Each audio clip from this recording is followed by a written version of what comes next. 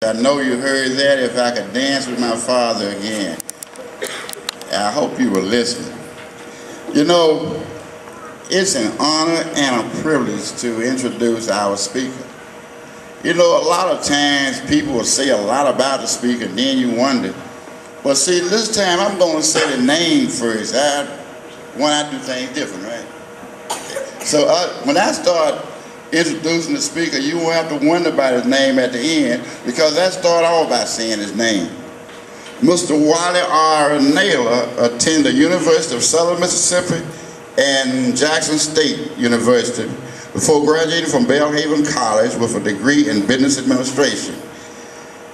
He also has a degree in electrical engineering from Phillip College and a diploma in biblical studies from Grace Bible College in Cary, North Carolina. Currently, Mr. Naylor is the Director of Family Foundations and Support for the Mississippi Department of Human Services, where he works to help parents who don't live with their children, developing a loving, positive, and supportive relationship with their children. Mr. Naylor also serves as the Director of Child Support Enforcement from February 2004 until September 2012. As a Child Support Director, he was responsible for a budget of $30 million and 550 employees, including 30 contract workers.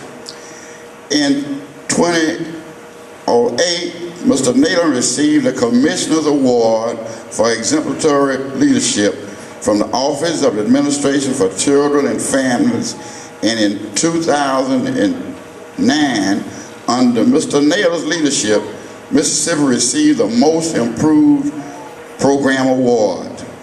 Mr. Naylor founded and for 21 years was pastor of Living Word Christian Center in Jackson, Mississippi. From 1999 to 2004, he owned Eagle Printing Services Incorporated in Ridgeland, Mississippi. Governor Haley Ball appointed Mr. Naylor to the Mississippi Ethics Commission in 2006, and he has served as vice chair since 2007.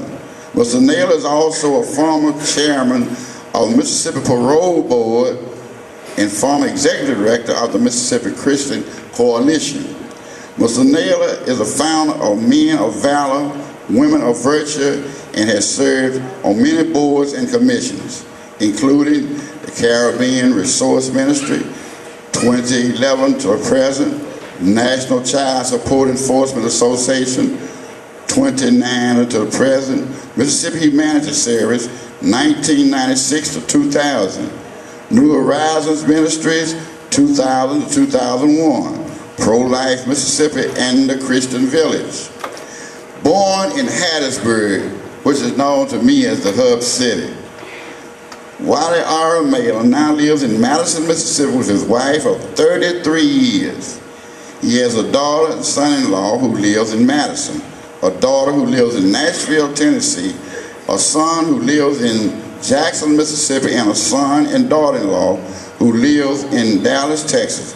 He also has 4 grandchildren, 2 boys and 2 girls. Ladies and gentlemen, young people, I present to you Mr. Wally Naylor, a speaker of the hour.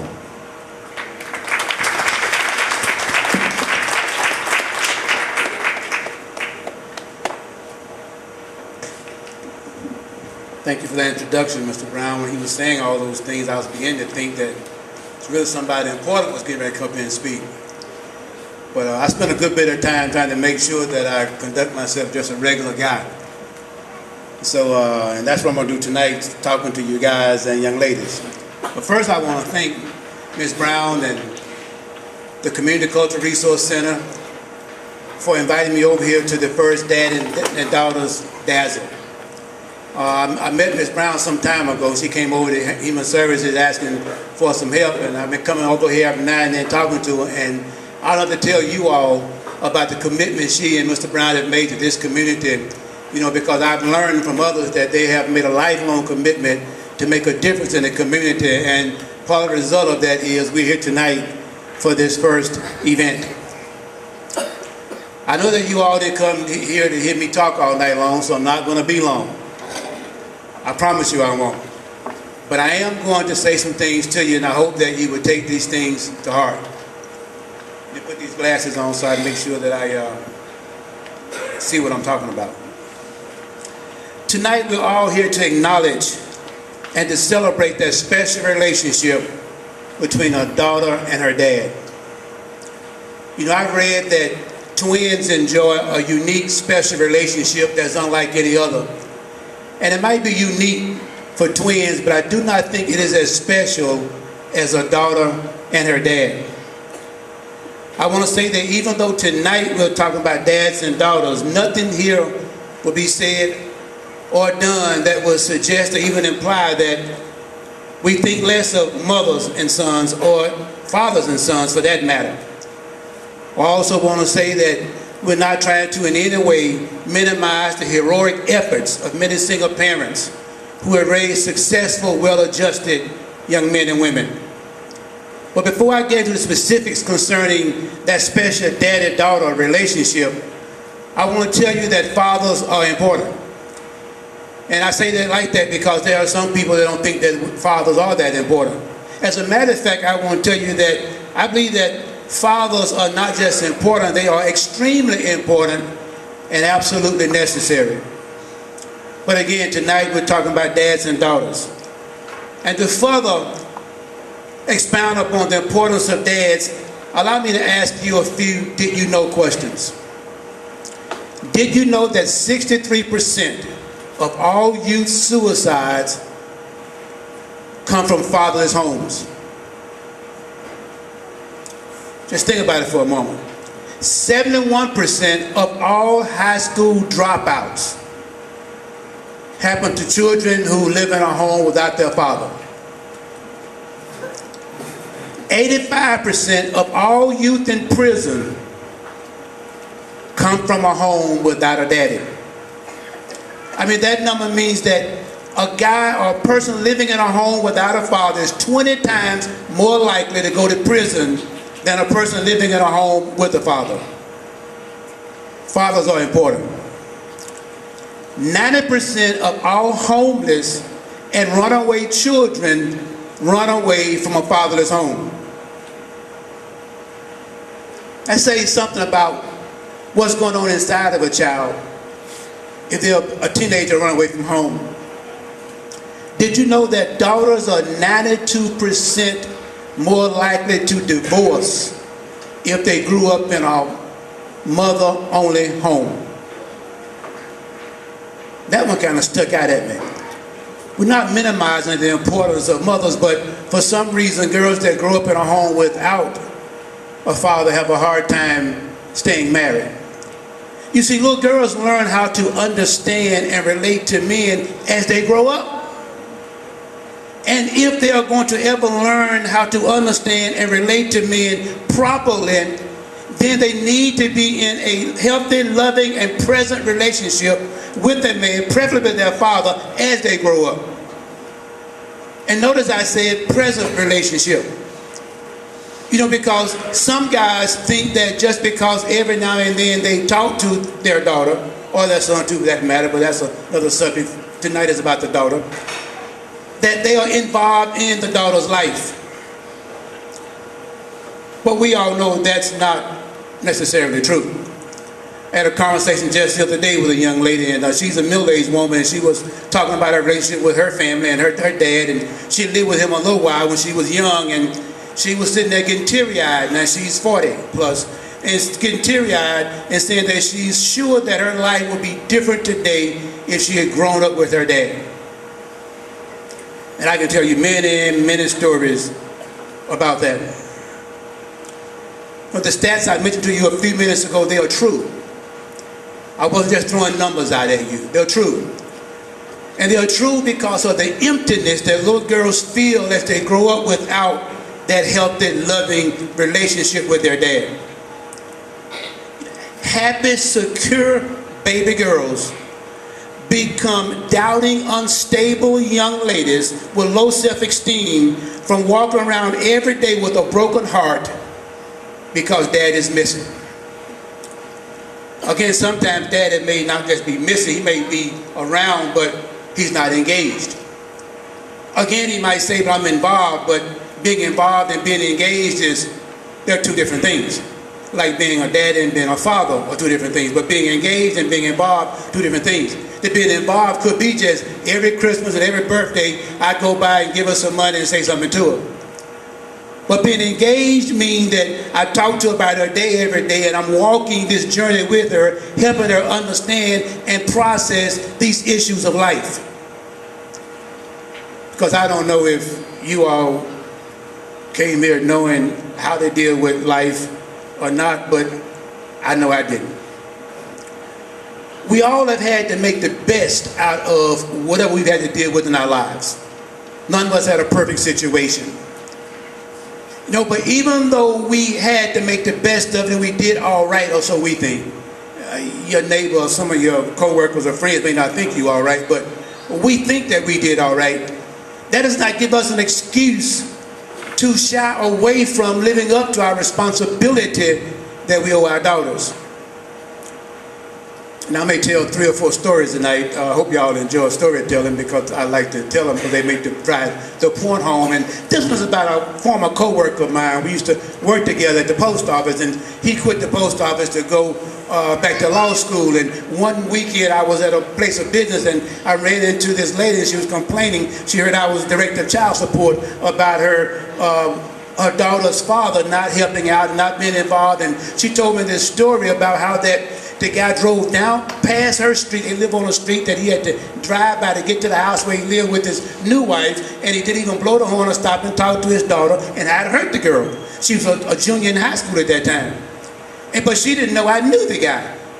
And so when I got to the office next week, I called the guy up and got on the phone with him, and he told me, he said, well, I grew up without a dad, and I turned out all right. Now, I'm glad that I had my door closed before he told me that, because I'm not sure what I told him exactly, but I did give him a piece of my mind by having that capital attitude about his daughter's situation when she's sitting at home hurting, wishing her daddy was involved in her life. We ended the conversation by him saying, Mr. Nail, I knew that you was going to call me and get on me at some point, because he knew what I did also. And he knew me because we worked together. He knew that if I knew he was acting like that, I was not going to just stand by and not say something to him about being that way. My cousin, one of my cousins, he only has one natural child, and it's a daughter. And he and his wife divorced, and oftentimes she stayed with him growing up, and she's kind of headstrong like he is. And he told me one day that sometimes they'd be arguing, and it was probably one of those times when he realized he was wrong, and he just told her, he said, hey, look, you didn't come with a manual. You just showed up one day, and you didn't come with no instructions. I don't know what to do. I know dads sometimes feel like that dealing with daughters. Especially when they're going through, teenage years and carrying on. But at least he was engaged instead of talking to her, because the mother wasn't that involved and stayed involved in her life. But we understand that, but I know that it's difficult. It's difficult for us to being responsible for the development of another human being. And especially if we did not have proper training from our dad growing up. Now, my cousin complained about not having a manual, and I'm not going to say what I'm getting ready to say is from a manual, but it's just a few points I want you to consider about how to relate to that young child, young woman, your daughter, and help her become the best that she can be. One of the most important things you can do is to love and respect her mother. I'm going to tell you that one again. One of the most important things you can do is to love and respect her mother. And I say that to you because a little girl wants to be like her mother. And it's very likely that she's going to go and find some guy to treat her just like you treat her mother. I can tell you that almost you can count on it. And so it's important that you understand that and respond to her accordingly now, so you don't have heartache and pain years later. I hope that you know, Miss Brown stole my thunder. that the first man your daughter ever fell in love with is you. You should think about that for a moment. That you're the first man she ever fell in love with. I sometimes be proud of it. I got 2 girls. But then one day I had this thought. I wonder if I'm the first guy that broke her heart by letting her down. I remember one day with my youngest, we are a lot alike, so we can talk about television, but not much else, you know, because we butt heads. And one day she was sitting around the house and I was trying to talk to her and she was ignoring me. And I stopped and started pressing on her. She said, "Look, Dad, I'm trying to love you again." I said, "What?" So I sat down. She said, "Do you remember 2 years ago we went to print shop and you did?" 2 years ago we went to print shop and you did XYZ. I hope I wasn't the first man to break her heart. I ask you, dads of young daughters, will you be the, it's going to be natural you're going to be the first guy she's going to be in love with. But will you be the first guy to break her heart?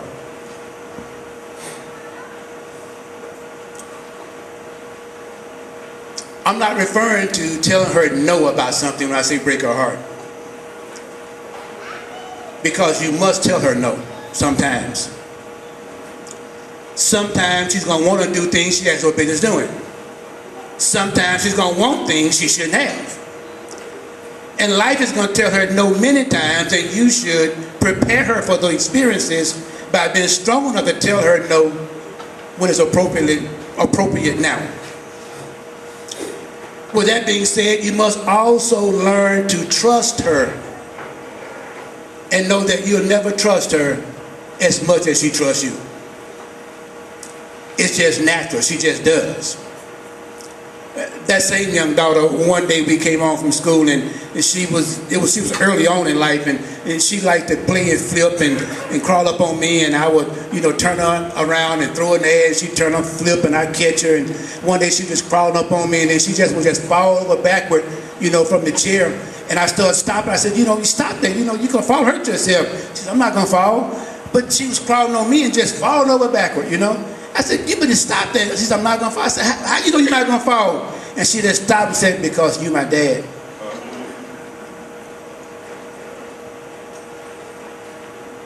So I can crawl on you and jump over backward like that, and I know you're going to catch me.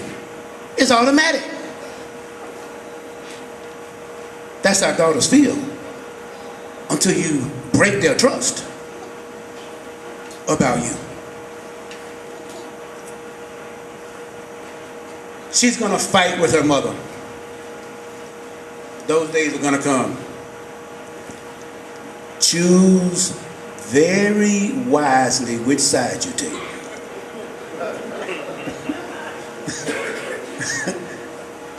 Be careful. That's all I can tell you about that one. Just be careful which side you take. Daddy, teach your daughter about life. Teach her how to handle money. The importance of being truthful. Teach her principles that will help her become successful in life.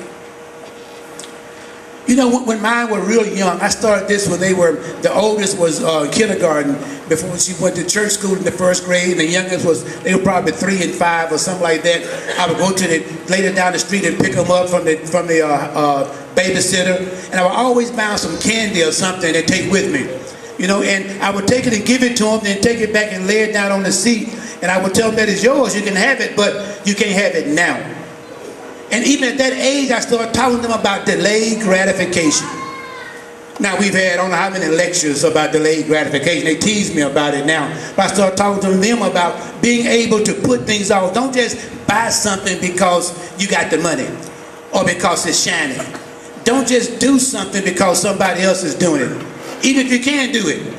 You know, don't just have sex because you feel like it. See, by teaching that concept of delayed gratification, I was preparing them to be able to go through life making good choices in life. And they learn how to save money. And before they will buy something, they will budget for it and put their money up and save it, and then go buy what they want rather than spend everything they got. So teach them about life. That's your job. If you don't, they're going to learn how to function in life by watching television. They're going to learn how to function in life by listening to what somebody else is talking about doing. Unless you teach them about life. I used to think my dad was the meanest man in the world because he would fix us, we would all sit down and eat, and he would make this awesome Kool-Aid. And he would never let us touch our Kool-Aid till we clean our plate. And that's where I kind of got that idea from. I wish I could tell you that I did everything correctly, but I didn't do it. You know I didn't. I did better with my girls than I did with my boys because I had them early on in life. Well, the regular time in life, I guess I had my girls later on in life. But regardless, I did better with my girls than I did with my boys. But I still did not do as well with my girls as I know now I could have done. I make that point to say that I'm still learning. And something else I've learned is that this relationship between a father and a daughter, it continues on. It don't matter how old they get. You know, sometimes at night I would just text them, or I just send both of them a text now at the same time. But I would text one of them, I'd be thinking about them and just say something nice and encouraging. But the youngest one, if I send her one, she's going to send it to her sister and ask her if she get one too. And one time she hadn't got one.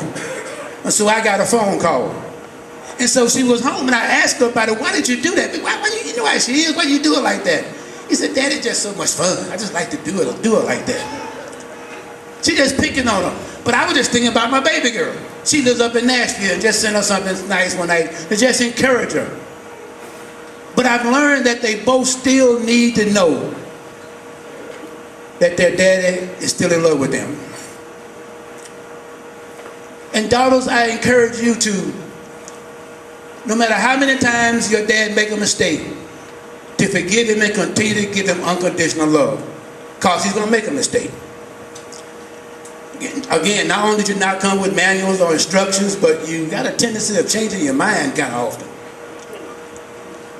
It's just what, as I've been taught, it's a woman's prerogative. And so as fathers, we have to know that about our daughters. That they will change their minds. But daughters need to also understand that I believe it is literally impossible for a father to give bad advice with full knowledge that it is incorrect and will cause a daughter pain. I think the way a father feels about a daughter, I don't think a father could actually do that. I know there's some evil people in the world, but I know we're not talking to them here tonight, but real fathers, I don't think that's possible. And daughters need to understand that and trust fathers when they are making decisions and giving advice, because without any doubt, he's only deciding to do what he absolutely believes is best for you in that situation. And here's the last one. It's the big one, I guess. And guys, you need to hear this and understand and think about engage and not involved. According to Psychology Today, that magazine that talk about, the mind and how, why we think and act the way we do and all that stuff. And a study was done that found out that girls whose fathers left either before they were born or up to 5 years of age are 7 to 8 times more at risk of becoming pregnant as an adolescent than girls living with their fathers. Let me try that one again. You see, girls who grow up whose fathers are only there, say, for either were not there at all or only up to age 5, they are 7 to 8 times more at risk of being a teenage parent than girls who grew up with their dads. You see, it's something about that, those formative years, about the security and the emotional makeup that little girls develop when that father is there and involved and engaged in her life. The study also goes on to say that a father's departure between ages 6 to 13 suggests are 2 to 3 times more likely to end up pregnant as a teenager. So even after 5, if dad checks out, it's between 6 and 13 years of age, there's still a serious likelihood that that child's going to end up a teenage parent. So I say fathers are important. Fathers, love your daughters. Play with them. The strongest protection against a knucklehead boy. That's what I always called him around. My son-in-law wasn't called nothing when he wasn't around other than knucklehead until he put a ring on her finger. And my daughter used to complain about it. I said, until he put a ring on your finger, he's just a knucklehead boy. That's all he is. I was doing 2 things there. First, I was telling her that he has not passed the test. Hear me. See, we had that conversation. I ran others off on purpose, and she knew I did. I know I ran one off, and she came crying about it. I said, that's my job. If I can run him off, you don't want him. You don't want to end up with a boy, you want to end up with a man. She had one that she come home today and she happy, and day after tomorrow she'd be sad and crying. If she see her here, then she's going to be mad at me. And I would ask my wife about it, and she would tell me, because she would tell her mom, but she wouldn't tell me. And one day he called to the house looking for her, and she wasn't there, and I told him that, and then he called right back to ask me where was she? Was she at so-and-so, or whatever he asked. I don't remember what he said, but I know this. When he called back, I knew then he was calling me. He wasn't calling her. Because I just told him she's not here, so I wasn't getting in her business. I wasn't stepping across the line then, because we had these fights about my involvement in that situation. And I smiled. I said, hey, so-and-so, let me tell you something. Every other day my daughter come home crying because you playing with her like she a toy or something. My daughter's not a toy. Now, he went to school, I told him other things too. He went to school and told folks that I cursed him out. I didn't cuss him out. But I informed him that I wasn't going to tolerate him playing with her at his pleasure. And I felt as if that was my job. She may not be emotionally prepared to handle that. I wasn't going to stand by and let him torture her and teach her it's all right to be with a knucklehead that'll treat you like this. That's what fathers do. Anyway, the strongest protection against a knucklehead boy is her knowing that she is the most beautiful, the smartest young lady there is. And that she knows that is true because in her world, the biggest, strongest, and smartest man in the world has told her that all her life, and she calls him daddy. I thank y'all for inviting me out here this evening, and I hope you've heard what I said and understand how important you are if you are engaged in this process of helping these young ladies grow up to become young women. It's not enough to just be present. It's not enough to just every now and then have conversations. You have to be deliberate and on purpose with your actions, understanding what you're doing to make sure you are training this child up in the way she should go, so that when she's grown up, her ways will please the Lord. Thank you. Good evening.